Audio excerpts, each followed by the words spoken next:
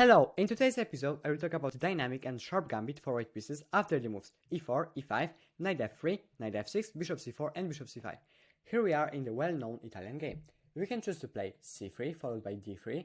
This will lead to a slow positional game in the Gioco Pianissimo. We can play c3 followed by d4, but here you have to know some amount of fury and your opponent also will be well prepared here. Therefore, I recommend the Evans Gambit after the move b4. The idea is quite simple. You want to, if black captures the pawn, you want to play c3, and after something like bishop c5, you want to break the center with tempo with the move d4. This opening was used by many top players such as Paul Morphy, Garry Kasparov, and in recent times Fabiano Caruana or even Magnus Carlsen, and it helped me a lot in terms of improving my tactical vision and overall in my road to 2000 on chess.com. The goal of today's video is to pass to you my knowledge about this opening. We'll start with bishop takes b4, gambit accepted, and here black have many options on where to put their bishop. On your right hand side you can see all the variation list. Down below you have the description and there are timestamps so you can skip to the variation you are interested in. Here after the move c3, black can choose to play bishop d6. This is considered as one of the most solid variation, the Ware variation. We'll begin with that one. Black can play bishop e7, the Anderssen Variation, also another solid approach. Black can also play bishop c5, and here you strike with the move d4. This is a very cool variation for the white pieces. White scores great here, almost achieving 60% win rate already. And black can also go into the main line with bishop a5, and after d4, they can choose to play d6, which is considered as the best engine approach. This is the Bronstein Defence. However, engine still evaluates this position about 0-0. They can also capture the pawn in the center. This is the Pierce defense. And after this chapter, we'll talk about the Gambit Declined with the move bishop b6. Here, we'll fight for the space with the move a4, threatening to trap black bishop. Here they can choose to play a6 or a5. Both of them I will cover in today's episode. So the Ware variation arises after the moves bishop takes b4, c3, bishop d6. This is definitely a sideline, so we'll shortly talk about general ideas and then we'll move to the more important lines. Here I want you to strike in the center with the move d4. Black can choose between knight f6 and e takes d4. Let's start with knight f6, the most popular move. You're going to short castle, rook e1, protecting this pawn, h6, blocking possible development of your bishop to g5. Very logical move. Knight bd2, rook e8, queen b3, putting pressure on f7, queen e7. Now, very cool move, very cool idea. Bishop d3, protecting this pawn, but the idea is to move your knight to c4. b6, knight c4, bishop b7. You are going to play with the move d5, knight d8, and here knight takes d7, queen takes, knight takes d6, queen takes d6. And this position is plus 0.7 according to the engine. However, look how black pieces are crumbled. This knight have no really a way out. This bishop is stuck behind those two pawns, and your plan is knight h5, and you want to jump with your knight to f5. This is truly a deadly knight on f5, and black doesn't really have a way to stop you, because after the moves g6, you can sacrifice the knight. Knight takes g6, I takes g6, and now bishop e3. The queen is trapped. After c5, you can capture with en passant with check. Therefore, this variation isn't really good for the black pieces. They are a pawn up, however you have an enormous activity. All their pieces are going to be stuck and black will struggle in terms of development. They can choose to play e takes d4. Now you are going to short castle. Of course, don't be worried about d takes c3. You are going to develop your knight with tempo. After something like knight f6, you have a very cool tactic. e5, b takes e5, knight takes e5, knight takes e5, rook e1, pinning this knight to a queen, d6, f4, short castle, f takes e5. And in this position, you have got a piece for 3 pawns that might look equal in terms of material. However, your pieces are much more active. Black knight is under pressure. You are going to play bishop f4 in order to pressure this pawn on d6. And it's +2 according to the stockfish if you are curious. They can also try to play bishop b4 here. Now just remember queen b3 with tempo. Bishop takes c3, bishop takes f7, king f8, bishop takes g8. Don't be worried about rook takes bishop takes e1 because you have a checkmate, a cool trick to remember. Instead, after queen f6, play bishop e3 check, d3, and rook a c1. And I think that's all in the Stoner variation. Just remember to play d4, play normal developing moves as I have presented. Be aware of this idea with bishop d3 and knight c4. And now let's move to the bishop e7 variation, which is far more common than bishop d6. The Anderssen variation after bishop e7 is considered to be one of the most solid in the whole opening. Here black can pick between e takes d4, d6 and knight a5. Let's see what happens after e takes d4. This is the most popular move, however not the best one. You can play queen b3 in order to put pressure on f7. Here after d5, which is considered to be a mistake, you will capture with the bishop. Why not with the pawn? Well, after knight e5, queen e4, c6, protecting this knight, d takes c6, knight takes c6, black have managed to solve all their issues, you no longer have a pressure on f7, and black can simply castle and enjoy an equal position. That's why bishop takes d5 is a lot better. Here the most popular option is bishop e6, this is another mistake. You are going to capture on e6, f takes e6, and instead of capturing on e6, allowing d takes c3, and some pressure on d2, you are going to capture on b7, threatening to capture the knight, knight a5, you're going to give this check, another attempt to capture the knight, c6 defending the knight, queen h5 in order to ruin black pawn structure, and now queen e5 after knight f6, also you are threatening to capture the rook, knight f6 you are going to get those lovely 2 pawns in their center. Black king is definitely not the most protected piece on the chessboard, and you are going to short castle, and also you are a pawn up, absolutely opening of a dream. That's why knight e5 is the most solid approach. You are going to capture on f7, remember your queen is hanging, therefore move it to a4, after king takes f7, which is the most popular move, queen takes e5, d6, important note, after d takes c3 you get an absolutely great activity after knight takes c6, knight takes c3, c6, queen a4, you don't want to exchange queens when you are up, when you are down materially. Knight f6, e5, knight d5, you are going to exchange those knights, move your queen to an active spot, short castle, and soon you are going to get one of those 2 pawns back. And overall, black bishop is stuck behind those 2 pawns, and you enjoy plus 1.5 advantage according to the engine. So we have covered the move e takes d4. Now let's look at the move d6. You are going to again play queen b3 in order to put pressure on f7, knight e5, definitely the most popular move, again you are going to capture, king f8, very similar to the previous variation, queen a4, king takes f7, queen e5, e takes d4, queen d5, e5, king e8, c takes d4, c6, and now queen c7, you are going to short castle, again, in this position black bishop is a little bit more active, however still black king is stuck, and cannot castle. Your position is definitely more pleasant to play. Now let's move to the best variation, knight a5 immediately. Here you have to play bishop d3, after d6, capture the pawn in the center, d takes e5, knight takes e5, knight f6, short castle, and queen c2. Your plan involves bishop e3, knight d2, rook e1 or rook b1. This is a very solid position by the black side. Here they have given up that pawn they have won on before. And this position is roughly about equal with a little bit of white advantage. Here white wins about 10% more than black. Unfortunately, this is kind of boring line. However, I can promise this is the most solid approach that black can choose in the whole opening. After e takes d4, instead of d6, the game will be a little bit more interesting. You're going to capture d5, e takes d5, queen d5, knight c3, bishop b4. Playing this line, this is a pretty forcing line. Queen c2 protecting, knight f6, short castle, bishop takes c3, queen takes c3, short castle, rook e1, developing your rook to an active square. And after something like knight a5, knight c6 attacking this pawn, bishop e3 with tempo attacking the rook, rook d8, you're going to move your bishop to an active spot, and here look at your 2 powerful bishops.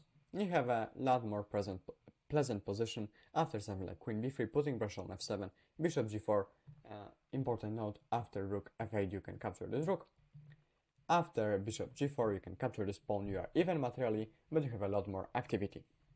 And I think that's all in the Anderssen variation, and now let's move to the main line of Evans Gambit.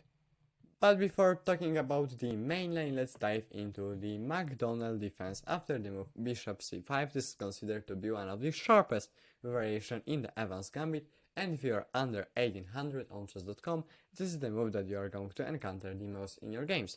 You are going to crush the center with the move d4, e takes d4, you are going to short castle, and here, if they capture your pawn on c3, you can sacrifice the bishop on f7, king takes f7, queen d5, king e8, you are going to capture this bishop, d6, kicking your queen away, knight f6, and now rook e1. Black king is unable to castle, you are going to break the center with the move e5, you can develop your bishop to g5, and you can play knight d2, knight c4, overall a much better position, +2 according to the engine, and here white wins around 70% of their games. If they play knight f6, the situation is even worse for them. You're going to capture in the center after bishop b4, you can play d5, taking away a lot of space for the knight, knight e7, e5, look at these pawns, they are marching into black territory, knight e4, queen b3, attacking this bishop, bishop a5, d6, breaking into black defense, as he takes d4, bishop takes f7, king f8, bishop d5, attacking this knight, knight c5, queen c4, knight takes d5, queen takes d5, bishop b6, and now e takes d6. This is just a sample position, but it's +5 according to the engine. Black king is wide open. You are going to threaten a checkmate in a couple of moves and win with absolutely no problem, I believe. There is also d3. Here you can play knight g5 in order to threaten a fork, knight h6, but here you can sacrifice the knight anyway.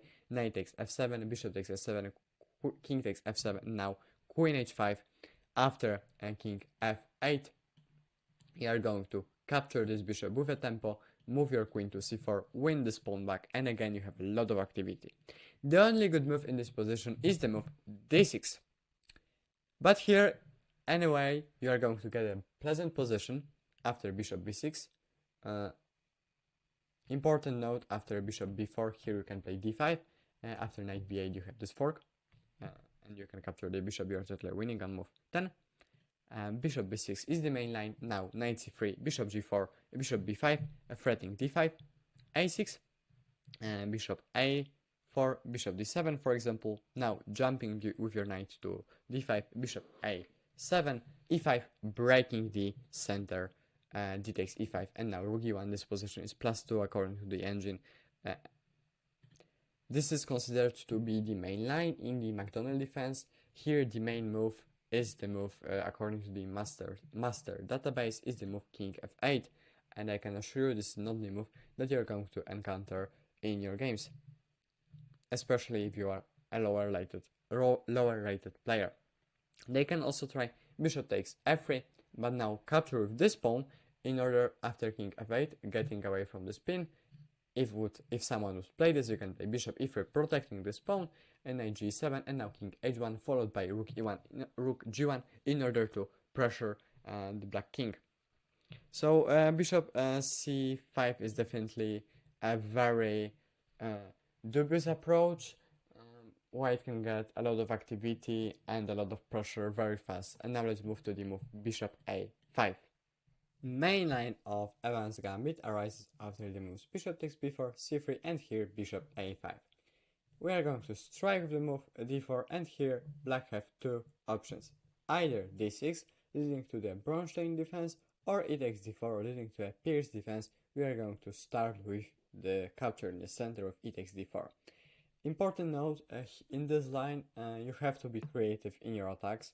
I cannot give you a 40 moves long theoretical sequence that you will remember and you are going to win all your games. You have to know how to create attacks. You will get superior development for the cost of 2 pawns, and you have to be able to utilize it.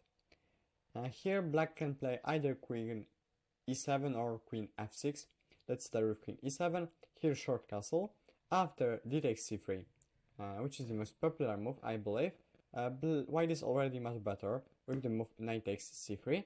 Bishop takes c3, queen takes c3, knight f6 or d6. After d6 you have queen takes g7, of course. let's start with knight f6. Here bishop a3, attacking the queen and developing the bishop with tempo, d6 blocking the attack, and now you can break the center with the move e5. After knight takes e5, of course you are winning a knight because of the spin from the bishop on a3. After knight e4, you can go queen c2, attacking this knight, knight c5, rook f1, bringing your rook into the action. After bishop e3, you can go h4 in order to create some sort of attack after short castle with the move knight g5. This position is +5 according to the engine. After g6, e takes d6, c takes d6, bishop takes c5, and d takes c5, knight takes e6, f takes e6, and now you can capture with your rook, threatening discovered checks. For example, after queen c7, you have this move, winning a queen and leading to a checkmate in a couple of moves. The correct approach will be to play bishop e6, and here after h4 long castle. And in this position, I mean, that's completely wild. You want to play bishop b5 to ruin black pawn structure. You are 2 pawns up, you are 2 pawns down, and you want to create your attack as fast as possible with rook b1, with rook c1. You want to pressure this king. You have a lot of possibilities, and your opponent also have a lot of possibilities to defend. This position is +1.5, and white wins about 60% of games. But the only thing that you are going to be sure that the game will be very, very sharp. Instead of d takes c3, they can play also knight f6. Knight f6. Here you can play c takes d4, establish this powerful center with 2 pawns. If knight takes e4, you have bishop a3. Remember, you don't have this pin because of the bishop a5. Bishop a3, d6, here bishop d3, attacking this knight, short castle, d5, knight b8, and now you have very cool move, queen a4, targeting both the knight and the bishop. It looks like the knight is lost, or the bishop, but black have a move, knight takes f2. And here you have 2 options. Either you capture with the king, and you are even on material, but you have to defend from some sort of checks, from some sort of development with knight d7, with rook e1. But you are a knight for f3 pawns, which is generally considered to be better. You are +0.5 here, or you can capture with your rook, and after bishop b6, play queen c2, bishop takes f2, king takes f2, and here black queen side is totally undeveloped. You are +1 according to the engine, and you want to create an attack on the king side as fast as possible, using maybe knight g5, maybe bishop b2, maybe develop your knight here and move it to e4. Depending on the situation, you have a lot of possibilities. After knight d7, of course, remember you can capture on h7 with a check, and you are only a pawn down. Therefore, I think I recommend the variation with rook takes f2. They can also play in this main position the move d6. You can break the center with the move e5. After knight takes e5, you have knight takes e5, queen takes e5, bishop takes f7, king f8, and now you have this powerful pawn on d4 attacking the queen. This is when I decided to end this line, and black have many retreating moves. Black can also capture this pawn, after which you can play bishop b2. And in this position you are 2 pawns down for a huge activity. And that's very common in this variation of the Evans Gambit. They can also play d takes e5 instead of knight takes e5. Here you can capture with c takes d4, e takes d4, knight b2 in order to simply develop your knight and threaten rook e1 now. Again, remember you cannot play rook e1 now because of this bishop. Knight b2, queen f6 getting off from the spin, and knight e4.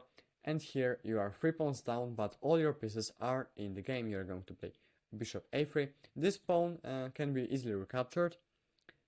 After something like queen g6, you can play knight eg5, and you have a lot of pressure on this f7 pawn.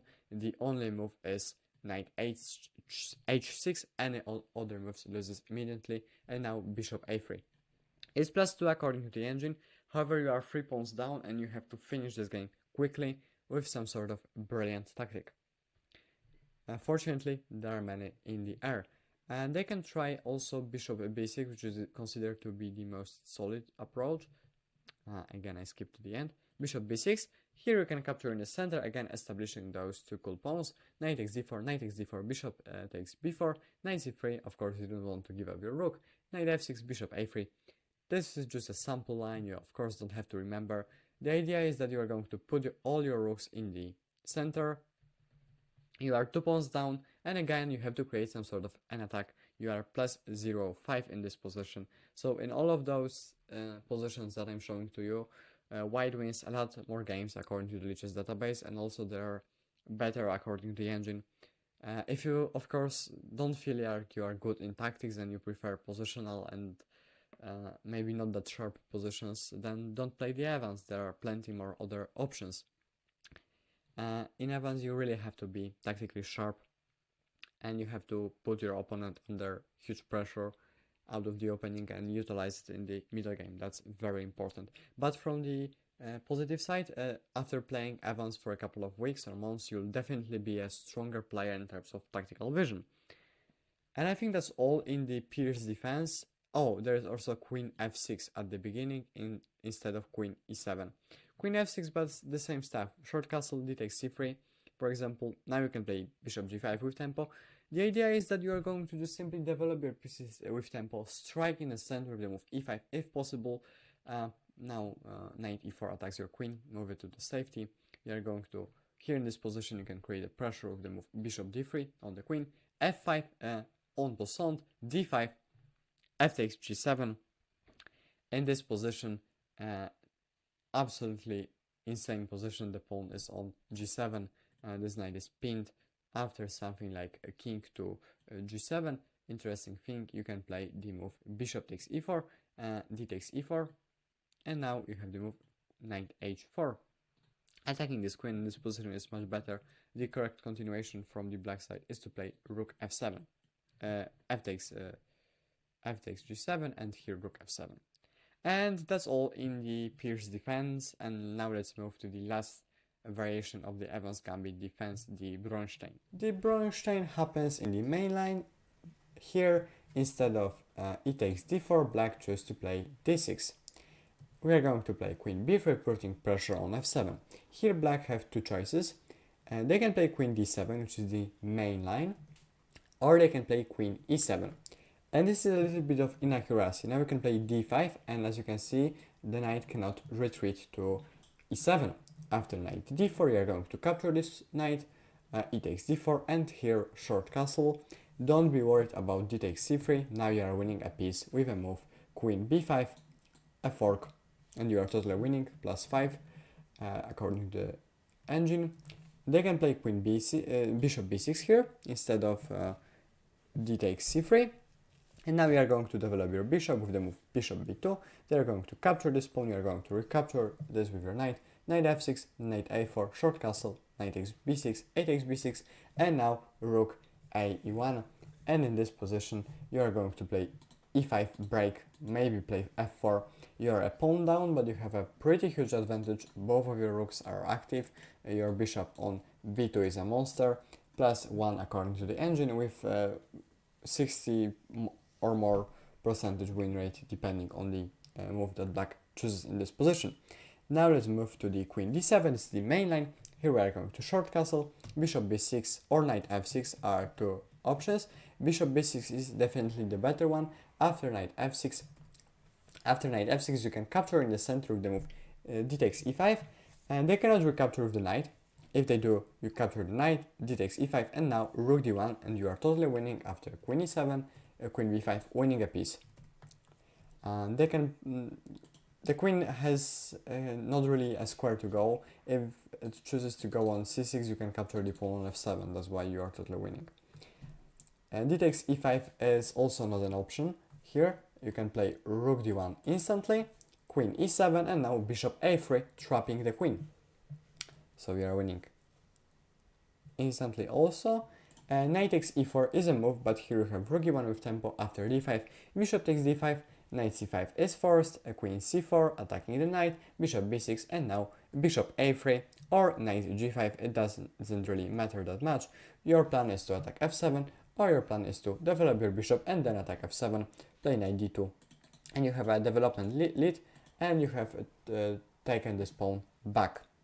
They can play also knight g4. Here we are going to capture this pawn, c takes d6, h3, knight jumps to the center. You're going to exchange those, pin this queen, knight has to block, and now queen d5. You have more activity, you are not down materially, you will be able to play bishop a3, target this pawn, you'll be able to play rook d6 and just target this pawn. That's your general idea.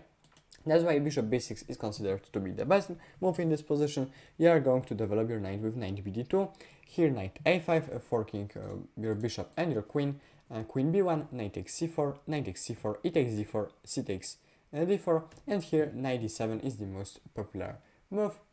This position is roughly equal, they are a pawn up, however you have a little bit more activity, you can ruin black pawn structure.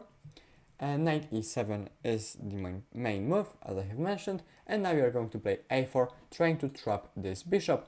After knight c6, after c6, important note, you have the move bishop a3, putting a lot of pressure on this pawn, is plus 1.2 for the white pieces. Knight c6, here we are going to play bishop b2, developing your bishop to this very active diagonal and protecting this pawn. Here, if a6, you have a very cool move d5, knight d7, knight takes b6, a takes b6, and now rook a3.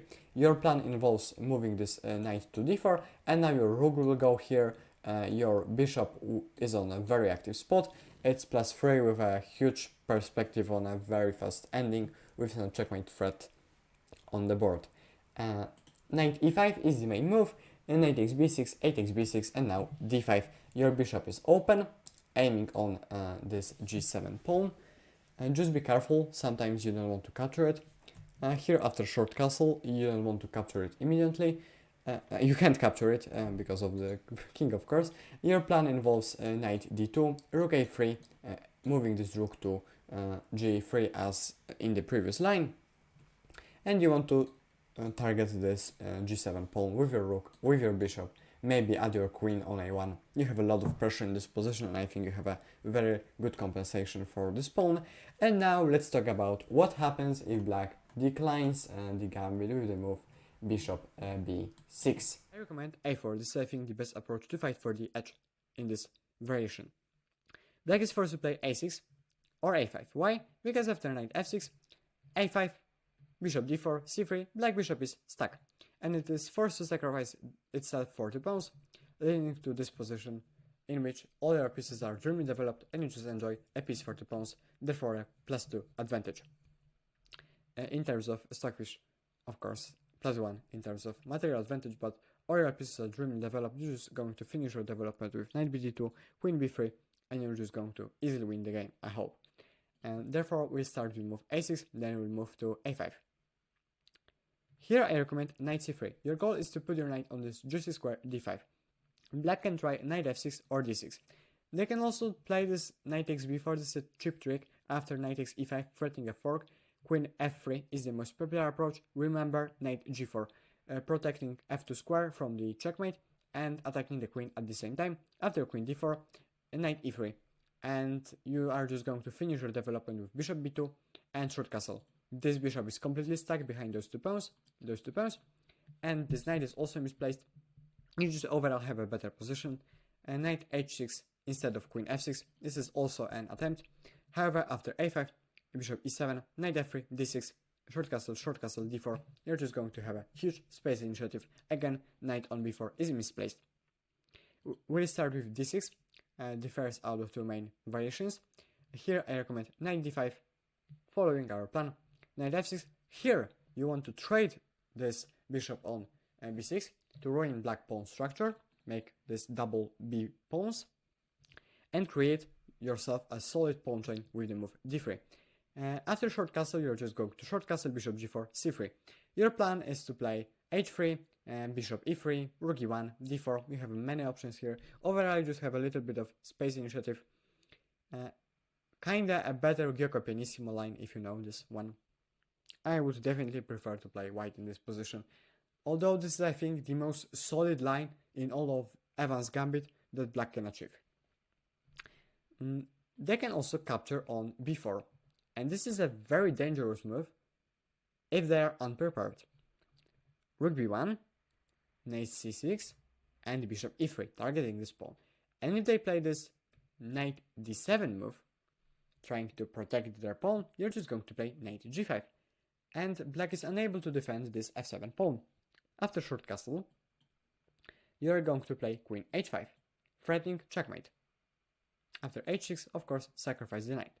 After queen f7, e7, you're going to simply capture this pawn, king f8, and this bishop is stuck, and this king is open. You can play a queen f3 with tempo, enjoying +3 advantage according to Stockfish. And the correct approach would be to play short castle instead of knight d7. Bishop takes b6, capturing this free pawn. Queen e7, short castle, bishop g4, h3, bishop e3, capturing this bishop, putting long-term pressure on b7, overall getting a pretty cool position. Again, a little bit of advantage here and there. I would prefer to play white again. And knight f6 is the other main move. Here we are going to play knight d5 anyway. Of course, after the move d6, this is going to be a transposition to a previous line. After knight takes d5, e takes d5, knight d4, a5, bishop e7, I recommend bishop b2, putting long-term pressure on this diagonal, d6, knight takes d4, bishop takes d4, bishop takes d4, e takes d4, queen e2, queen e7, queen takes e7, king takes e8, and rook e3. That might look like a very long line, however, it kinda forced. After bishop e7, you just put the pressure here, therefore black is forced to defend this pawn, and you're just going to make a couple of exchanges, give this forced check, exchange queens, and black can also play something like king f8, but you just have a short castle and a very good position. Again, this pawn is going to be a weakness. Let's move to this one. After something like bishop f5, this is just a sample line, of course you don't have to remember all of this. Bishop d3, bishop d7, short castle. This is a little bit better endgame, you can play this move with tempo. These pawns are doubled, and I think d4 pawn is a bigger weakness than d5 pawn.